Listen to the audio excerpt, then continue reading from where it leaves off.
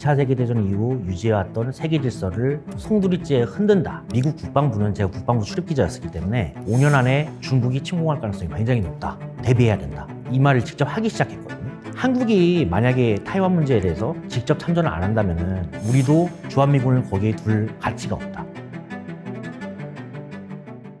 안녕하세요. 우리는 미국을 모른다의 저자 김동현이라고 합니다. 저는 미국 연방정부 산하 Voice of America, 미국의 소리 방송에서 국방부 출입기자를 4년 동안 했습니다. 미국에서는 위협을 분류할 때 미국 정부에서 공식적으로 3개의 위협을 분류를 합니다. 그래서 1순위 위협, 2순위 위협, 3순위 위협으로 나누는데 우리가 관심 있는 북한과 이란은 2순위 위협이 되고요. 최대 위협으로는 중국과 러시아인데 그 중국과 러시아 중에서도 중국은 Pacing Threat이라고 해서 추격하는 위협이라는 용어를 씁니다. 그 얘기 뭐냐면 미국의 지위를 향해서 점점 거리를 좁혀오는 패권 국가로서 패권을 위협할 수 있는 국가라고 공식적으로 분류를 했고요. 그거에 대해서 굉장히 긴장하고 있는 상태입니다. 냉전에 바로 이기고 90년대부터 2000년대 초반까지가 초극 시대라고 해서 미국의 패권을 이제 상대할 수 있는 나라가 없었습니다. 그런데 이제 미국이 무분별하게 중동 문제에 개입을 하고 그러다 보니까 이제 준비 태세 면에서 많이 악화된 부분이 있습니다. 그런 와중에 중국이 굉장히 많이 크게 부상을 했고요. 또 러시아의 위협도 증강을 하고 있고 뭐 인도나 뭐 다른 나라들 소위 말해서 한 세력이 마음대로 행사하지 못하는 이제 다극화 사회로 진입했다고 볼 수 있습니다. 많은 사람들이 신냉전이라는 말을 많이 합니다. 근데 그 신냉전의 정의가 냉전과는 달라야 된다고 얘기를 많이 하거든요. 그 차이가 뭐냐면은 미국이 러시아의 전신인 소련과 상대할 때는 소련은 이제 경제적으로는 미국의 상대가 되질 못했습니다. 한 번도. 이제 근데 중국 같은 경우는 수정 자본주의로서 미국의 경제력에서도 충분히 압도할 수 있는 수준으로 점점 더 성장하고 있는 상황입니다. 패권을 얘기할 때는 군사력만 봐서는 안 됩니다. 군사력과 경제력이 함께 가야 되는데 소련과 달리 중국은 이 두 가지를 모두 갖고 있기 때문에 미국이 상대하기 굉장히 버거운 상대라는 면이 있고 또 미국 또한 중국에 경제적으로 의존하는 것이 굉장히 많기 때문에 이것이 경쟁을 하면서도 갈등을 관리해야 되는 굉장히 기이한 구조로 그게 이제 냉전과 좀 다른 부분이 있는 양상인 것 같습니다. 그래서 이런 상황에서 중국이 미국을 이기지 못한다. 뭐 그럴 수 있죠. 왜냐하면 미국은 어쨌든 군사력이나 경제력은 아주 압도적인 위치를 갖고 있기 때문에. 근데 앞으로의 이제 20년, 30년이 어떻게 될 것이냐. 중국의 경제력도 계속 성장을 할 것이고 중국이 경제력이 성장한 만큼 거기에 이제 군비에도 굉장히 많이 지금 지출을 하고 있거든요. 그렇기 때문에 앞으로의 이제 20년, 30년에 변화가 올 수 있다. 이 부분이 이제 굉장히 긴장하고 있는 부분 중에 하나입니다. 단순히 이제 군비 경쟁뿐만 아니라 가장 대표적인 게 이제 화웨이 같은 경우에 이제 어쩌면 글로벌 표준을 가질 거였잖아요. 그러니까 미국을 대체할 수 있는 플랫폼이나 이런 어쨌든 경제적인 면에서도 중국이 어떻게 보면 자기네들의 이제 플랫폼을 세계화 시키면서 자기네 기준으로 2차 세계대전 이후 유지해왔던 세계 질서를 송두리째 흔든다. 이렇게 보는 것 같습니다.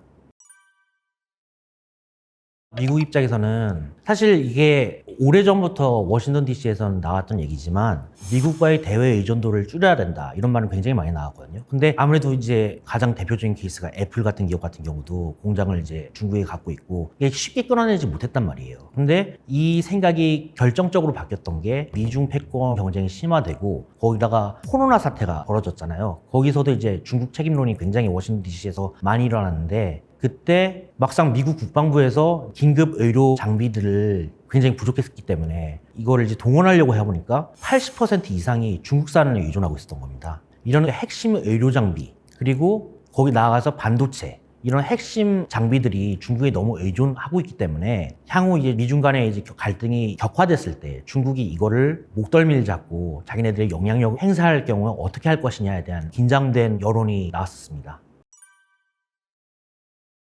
대만 사람들은 그 부분에 대해서는 동의하지 않을 것 같고요. 다만 젊은 세대 가운데서는 굉장히 점점 이제 타이완의 정체성이 굉장히 강해졌고 그 부분에 있어서 중국은 이제 타이완 독립을 막기 위해서 굉장히 강압적인 정책을 했었고 근데 미국은 현상 변경을 원하지 않기 때문에 그 부분에서 좀 신경전이 굉장히 많이 벌어진 거죠. 그런 면에서 봤을 때는 대리전이라고 할 수 있지만 타이완의 목소리조차도 타이완 독립론에 점점 무게가 실리는 부분에 미국은 현상 변경을 원하지 않으니까 어떻게 조율할 건지에 대해서 굉장히 좀 고민이 많았던 것 같습니다. 미국은 중국과 이제 관계를 정상화하면서 어쨌든 타이완과 국교를 끊지 않았습니까? 그래서 원래 타이완과 미국은 이제 우리 한국과 같이 상호 방위 조약이 맺어졌습니다. 근데 그게 격화된 거고요. 그래서 타이완 이제 관계법이라는 게 따로 만들어서 이제 중국을 인정하되 본토 중국을 이제 인정하게 된 거죠. 그 부분은 뭐냐면은 어떤 비평화적인 방법으로서 현재 상태에 대해서 양안 관계에 대해서 현상 변경을 원하지 않는다. 그리고 현상 변경을 무력으로 시도할 경우에 우리는 개입하겠다는 자동 개입 조항이 들어가 있습니다. 타이완 관계법에.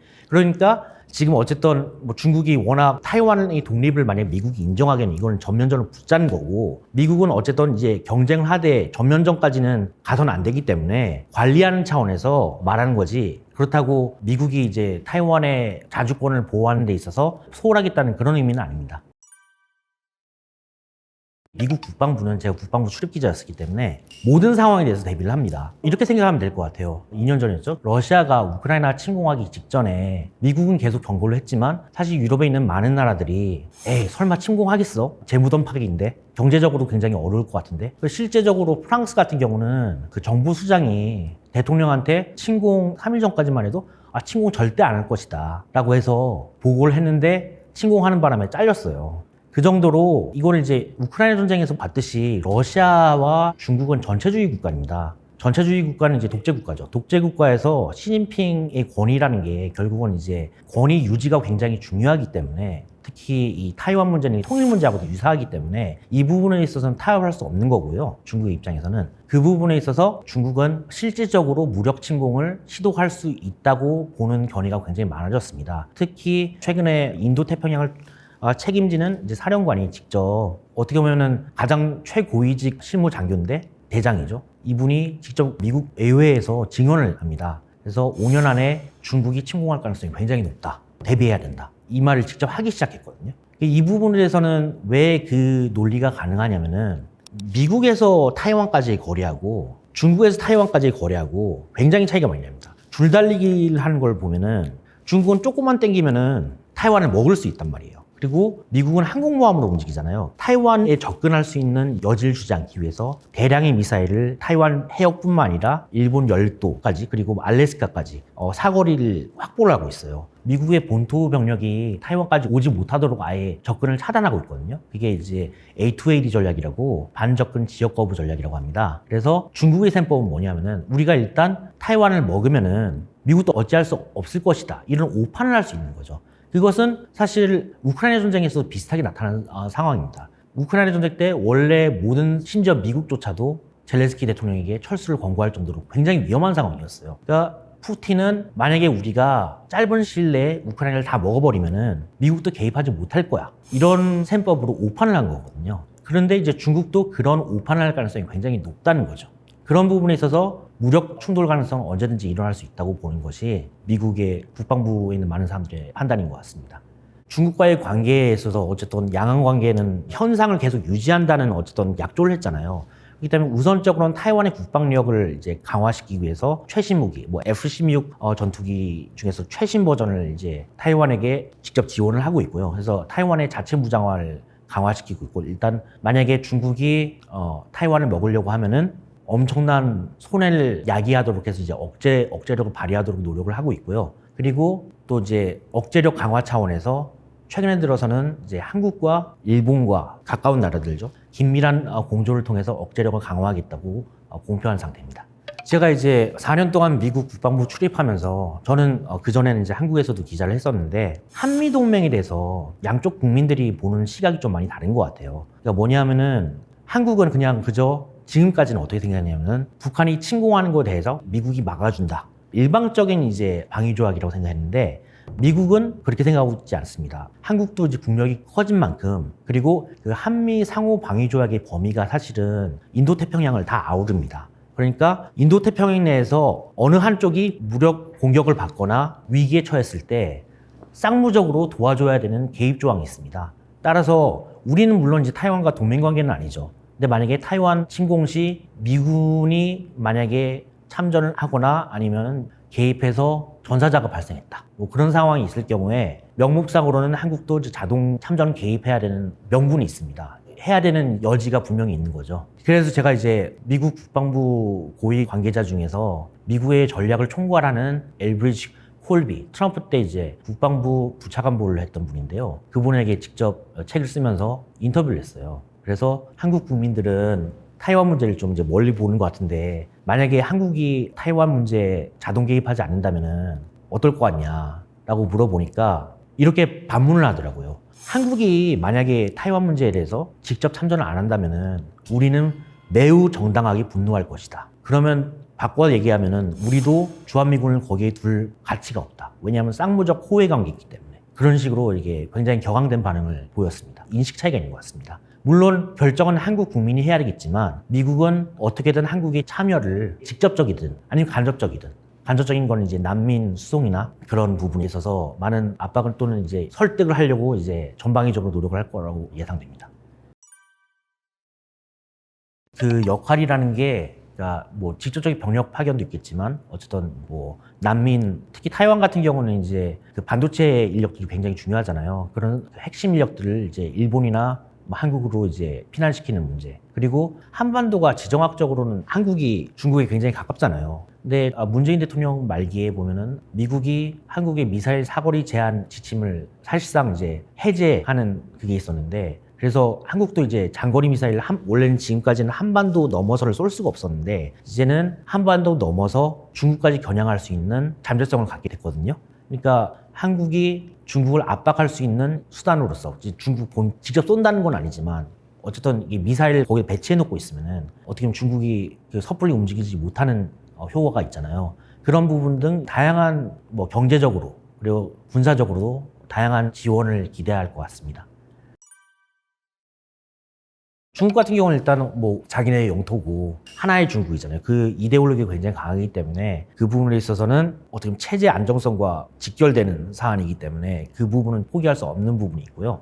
미국의 경우에는 뭐 단순히 뭐 타이완의 주권 수호, 이게 어쨌든 원래 한때 동맹국이었고 지금도 사실상 준동맹국으로서의 위치였기 때문에 지켜야 되는 부분도 있지만, 미국의 국익을 위해서도 남중국해부터 이어지는 수출 수입 해상로가 다 타이완 해협을 통해서 이루어지거든요. 그런 부분에서 중국이 만약에 타이완을 먹게 된다면은, 타이완과 굉장히 가까운 나라가 또 일본이잖아요. 일본 같은 경우는 영토 분쟁이 벌어지고 있는 생가쿠 열도까지 굉장히 위험해진 상황이고, 타이완을 먹게 되면은 중국의 해군의 전개 범위가 태평양까지 확대가 되기 때문에 길목에 있단 말입니다. 그러니까 미국의 입장에서는 타이완을 만약에 포기하게 되면은 중국의 인도태평양 내에서 영향력을 묵인하는 꼴이 되기 때문에 양보할 수 없는 거죠. 반도체 같은 경우는 어쨌든 타이완의 반도체가 세계에서 가장 많이 이제 점유하고 있잖아요. 근데 이게 반도체라는 게 미국의 최첨단 무기에 모두 들어가는 겁니다. 근데 만약에 중국이 그 타이완의 공장을 다 먹을 경우에 당장 이제 미국의 군사 장비나 또 최첨단 무기나 모든 게 스톱이 될 수 있는 상황인 거거든요. 더군다나 중국 같은 경우는 단순히 미국과의 군비 경쟁뿐만 아니라 경제 전략으로서 이제 자원전도 같이 하고 있는 상황에서, 예전에 그 히토류 가지고 이제 어떻게 보면은 미국이나 이게 미국의 동맹국에 대해서 이제 압박하는 지렛돌을 삼지 않았습니까? 근데 이제 반도체가 어떻게 보면 산업의 쌀일처럼 이 21세기인 굉장히 중요한 핵심 부품이기 때문에 미국으로서는 그런 최첨단 공장, 타이완산 반도체 공장을 잃어버릴 수 없는 게 있죠. 그 문제가 사실 굉장히 어려운데, 이 문제에 대해서는 제가 워싱턴 DC에 있을 때 일본 기자들한테도 물어봤어요. 근데 일본 기자들도 사실은 우리가 이제 대외적으로 봤을 때는 뭐 일본은 미국 따까리 하는 존재 아니냐 이렇게 하는데, 일본도 비슷한 고민을 해요. 왜냐면 일본도 중국에 대한 대외 의존도가 굉장히 높거든요. 그런데 미국이 정말 원하는 본심이 무엇일까? 그리고 우리가 내어줬을 때 반대급부로 무엇을 요구할 것인가를 좀 면밀하게 좀 따져봐야 될 것 같아요. 가령 한국 같은 경우 특히 반도체 같은 경우는 공장이 당장 이제 중국에 있으니까 그걸 빼는데 굉장히 많은 시간과 비용이 드는 거죠. 근데 미국이 이제 설득할 수 있는 방향으로서 당장 이거를 이제 중국에 빼면은 니네들도 이제 반도체 결국 니네들도 손해봐, 뭐 이런 식으로 이게 좀 더 이제 섬세한 설득 방법이 좀 필요할 것 같습니다. 근데 어쨌든 양자택일은 좀 피할 수 없는 상황이 좀 된 것 같고, 얼마나 그러면은 우리가 이 부분에서 손해를 보면은 반대급부로 미국에게 요구할 수 있는 카드가 무엇인가, 그걸 좀 더 면밀하게 생각할 시점이 된 것 같습니다. 사람들이 굉장히 많이 이제 긴장을 하고 있죠. 특히나 트럼프 때는 동맹인 한국의 입장에서는 굉장히 부담스러운 상대였는데, 왜냐하면 이제 트럼프가 항상 주장했던 게 한국, 일본, 그리고 독일 이 세 나라를 항상 꼽으면서 니네는 잘 사는 부자 나라야. 그리고 무임승차고 있어. 이 부분을 항상 강조했던 부분이 있죠. 근데 사실은 이거는 뭐 바이든 때라고 해서 달라지는 거 없어요. 그러니까 미국은 어쨌든 지금 세계 경찰 국가를 수행하는 데 있어서 굉장히 자원적으로나 경제적으로나 압박을 느끼고 있는 상황이기 때문에, 다만 그 방법론에 있어서 트럼프는 어쨌든 당장 자기 선거에 이기고 지지율을 신경 쓰다 보니까 가시적인 성과를 원하는 거죠. 그러니까 수치로 보이는 숫자, 가령 방위비 분담금 문제나 뭐 이런 부분에 있어서 당장 이제 내가 이렇게 해서 한국이 내 말 들었어, 이런 가시적인 성과물을 원하기 때문에 좀 더 대외적으로 동맹에 대한 압박이 좀 강해질 것 같습니다. 미국 대선이라는 게 우리나라 이제 직접 민주주의하고 달라서 결국은 민주당을 지지하는 주는 민주당을 뽑게 돼 있고 공화당을 지지하는 주는 공화당을 뽑게 돼 있어요. 그래서 결국은 40대 50대 이게 압도적인 차이로 이긴 경우가 미국 대통령 역사상 그렇게 많지가 않거든요. 지금 당연히 공화당 경선이니까 공화당에서는 당연히 트럼프를 압도할 만한 경쟁자가 없는 상황인데, 민주당과 붙었을 경우는 결국 반반 50대 49라고 보면 돼요. 그 차이에서 스윙 스테이트, 그러니까 결국은 이제 회색 지대에 있는 스테이트가 얼마나 이제 트럼프냐 바이든이냐 이게 선택하느냐에 따라서 이제 당연하게 결정되는 거죠. 주목해야 될 부분은 미국의 많은 사람들은 사실은 그 바이든이 사실 어떻게 보면 다시 동맹주의를 굉장히 강조하고 좀 트럼프 때 있었던 거칠었던 이제 수사나 이런 게 많이 줄어들었잖아요. 그런 부분에 있어서는 외교적으로는 좀 특이한 부분이 분명히 있어요. 하지만 결국은 동맹이 중요한 것이잖아요. 선거에서는 미국 유권자들의 생각이 중요한데, 미국 유권자들 같은 경우는 세계에 일어나는 문제에 대해서 좀 무관심한 부분이 많고, 결국은 나에게 어떤 베네핏이 있냐, 어떤 혜택이 있냐, 이게 더 중요한 부분이란 말이죠. 트럼프 같은 경우는 내가 어쨌든 이렇게 해서 미국을 잘 살게 해줄게, 딱 캐치프레이즈라고 할 수 있죠. 그런 부분에 있어서 미국에 있는 그 중산층 이하에 있는 사람들이 좀 더 열광을 많이 하게 되는 것 같아요. 그리고 이제 바이든 같은 경우 어쨌든 지금 세계적으로 경제가 별로 안 좋기 때문에 미국 대내 경제가 향후 어떻게 전개될 것이냐에 따라서 좀 유권자 반응이 좀 많이 바뀔 것 같습니다. 지금 워싱턴 DC 상황부터 일단 얘기를 하자면은, 사실은 지금 최근에 들어서 북한이 도발을 강행하고 있고 미사일 도발도 많이 하고 있잖아요. 근데 워싱턴 DC에서는 사실 이제 북한 문제가 수면 아래로 내려갔어요. 물론 한국과 일본의 어쨌든 눈치를 봐서 북한에 대해서 경고를 하고 있지만, 사실은 실질적인 관심은 이제 우크라이나 문제나 뭐 중국 문제 그리고 이란 문제에 비해서 이제 순위가 떨어지고 있는 상황이거든요. 근데 만약에 이제 트럼프가 된다면은 북한, 어쨌든 대북 문제에 대해서는 계속 김정은 위원장과 트럼프가 어쨌든 협상을 하다가 지금 중단된 상태잖아요. 그러니까 그런 부분에 있어서는 어쨌든 대통령의 개인의 신념 때문에 이제 북한 문제에 대해서는 좀 더 개입을 많이 하게 될 것 같고요. 다만 이제 한국과의 관계에 있어서는 한국이 무임승차한다는 그런 관점은 트럼프 대통령 개인적인 신념이 굉장히 많이 강하고, 그 당시 이제 같이 수행했던 뭐 국방부 장관이나 뭐 존 볼튼 국가안보 보좌관도 다 하나같이 얘기하는 게 한국에 대한 불신이 굉장히 강하다. 그런 면에 있어서는 한미 관계가 갈등의 소지로 변질될 가능성이 있을 것 같습니다.